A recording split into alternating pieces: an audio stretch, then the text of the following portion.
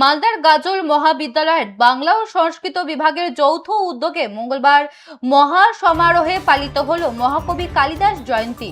মহাবিদ্যালয়ের প্রেক্ষাগৃহে আয়োজিত এই অনুষ্ঠানকে কেন্দ্র করে ছাত্রছাত্রী ও শিক্ষক শিক্ষিকাদের মধ্যে ব্যাপক উৎসাহ দেখা যায়।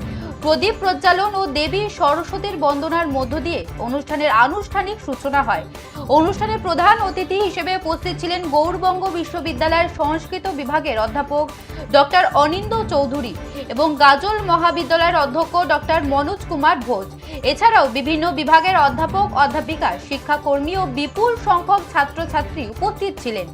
অনুষ্ঠানে বক্তারা মহাকবি কালিদাসের সাহিত্যকৃতি ও তার প্রাসঙ্গিকতা নিয়ে আলোচনা করেন। পাশাপাশি শিক্ষার্থীদের অংশগ্রহণে একটি মনোজ্ঞ সাংস্কৃতিক অনুষ্ঠানও পরিবেশিত হয়।